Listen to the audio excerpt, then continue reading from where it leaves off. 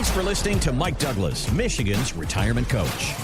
What you don't know about your Social Security strategy could have negative effects on the rest of your retirement. So, Mike Douglas is here to help you understand why Social Security is far too important to treat as an afterthought. You do have options when it comes to Social Security strategies, and how you can avoid costly mistakes in your claiming decisions. It's a lot to unpack, but let's try to break some of this down now. Yeah, absolutely. So why is Social Security so important that we can't treat it as an afterthought?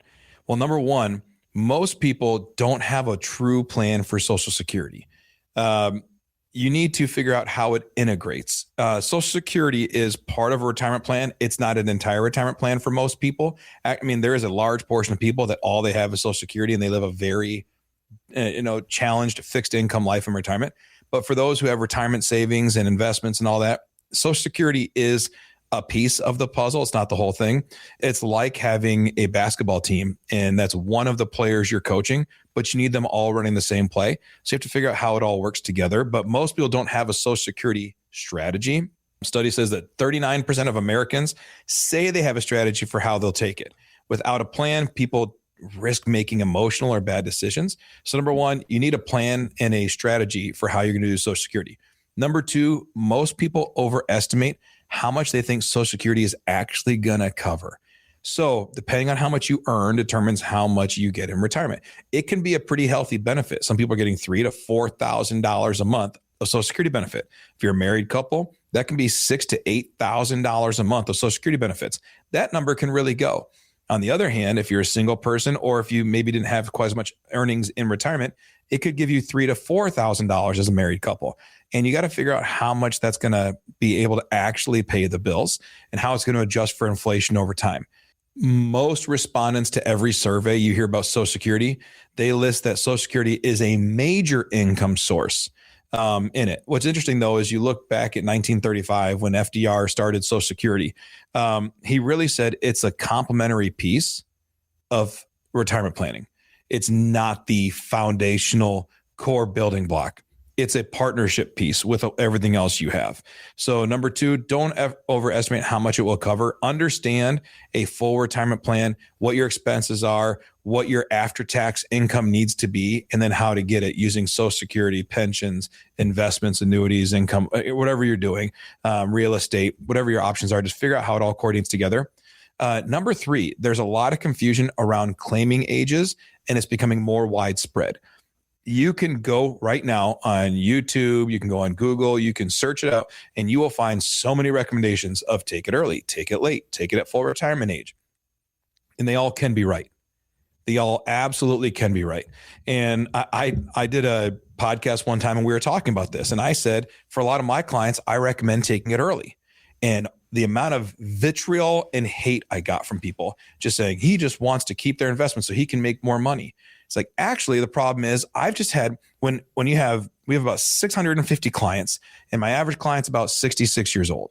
I deal with this space. The unfortunate part of my job is I deal with a lot of clients passing away, and that's part of my industry. So those who are out there just typing comments and throwing hate, understand that for a living, I try to make people's money last all the way till they pass.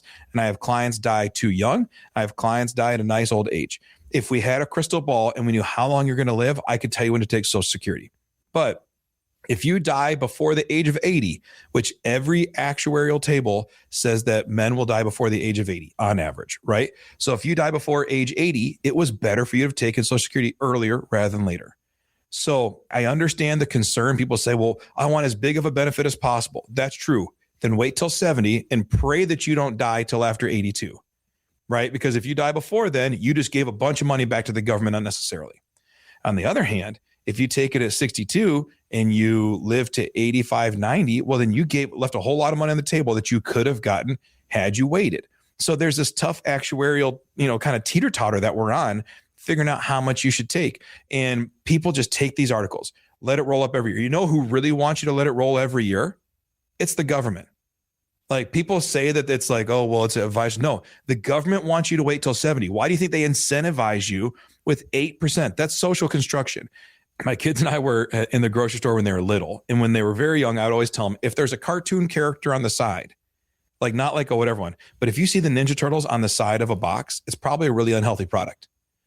And which is an interesting thought. But we went through and we started noticing the more there's a cartoon character on the side, the box is unhealthy. If you get a healthy fruit snack, which has all good ingredients and none of the bad stuff, it doesn't have the Ninja Turtles. It has it's like the one with like a little cartoon rabbit, a very nondescript whatever thing. It's not a pretty box, but it's really good ingredients. And then we were just buying protein powder for my oldest two boys as they're lifting weights. And we're going through the store choosing protein powders. And I'm like, well, this has this. Like, look at the more exuberant the packaging, the worse the ingredient list. The more clean the packaging, typically the better the ingredients. And it's just an interesting thing. In the same way, when you look at why do they give me 8% every year I wait? Why would the government say, I'll pay you more if you'll wait to take it? Just ask that question. Is it because they're altruistic? Is it because they love you so much they want to give you more money? Is it because they think it's in your best interest to wait till longer? Or is it in their best interest to wait to pay you till 70 and only pay you for an average of 5 to 8 years? It's probably in their best interest. So they are using 8% increases in social construction to get us to take Social Security later, with the odds of you dying before you ever get paid out as much as you could have. So I understand why people want to wait till 70. And if you're still working and you're earning a decent living, you shouldn't take it before your full retirement age. But for each person, there's an individualized plan. And it kind of goes back to point number one of having a strategy for it. But there's a lot of confusion about claiming ages. And in this video, we'll probably get people who jump in the comments and throw hate at me, or hopefully it'd be nice to see some support every now and again. But the reality is people just think it's about the advisor. And I think the government is incentivizing you to wait till later. Why? That's for you to answer, not for me.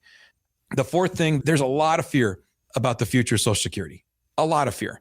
And it's justifiable because the Social Security website tells us there's some rough waters ahead. It's going to be tumultuous. You got to watch out because we can't pay the bill starting in about 8 years. 8 years from now, 7 to 8 years. So people are taking benefits early because they're afraid of a 25% reduction in 7 to 8 years. So should they do that? I don't know. Maybe. I always say that checks that clear are better than checks that are promised. I know that. And there's the phrase, a bird in the hand is worth two in the bush. Well, the whole premise of that is something guaranteed or something given now oftentimes is better than the opportunity for potentially more in the future. Now, that's the opposite of investing strategy. But when you're talking about getting money from the government, it's a very real life statement. So there is a lot of confusion. But I think if you understand how Social Security works, understand how it can integrate as part of your retirement team, as a member of the team, coach it well, strategize for it well, and integrate it well with your investments, with your expenses and inflation, with your risk assessment and your insurances. All these things need to work together to have a successful retirement plan. And don't take my advice or anybody else's advice as gospel or as an end-all be-all. Work with someone who will build you an individualized plan. Say, forget what the government wants, forget what the haters in the comment section want. Just build a plan that makes sense for you and your family, and know that that's how you can be okay. You can be successful with a custom, individualized plan, not just taking advice or reading some AARP article and taking that as gospel. Know your finances, know your situation, and retire with confidence and dignity. Thanks for listening to Michigan's Retirement Coach with Mike Douglas. To learn more, visit michigansretirementcoach.com. Michael Douglas is an investment advisor representative of Stewards Wealth Planning, LLC, a registered investment advisor. Financial professionals are not licensed in all 50 states. To find out if Michael Douglas is licensed in your state, please call 517-323-7526. Stewards Wealth Planning, LLC is not affiliated with nor endorsed by the Social Security Administration or any other government agency and does not provide legal or tax advice. Annuity guarantees rely solely on the financial strength and claims-paying ability of the issuing insurance company. By contacting us, you may be provided with information about insurance and annuity products offered through Michael B. Douglas, NPN number 9650939.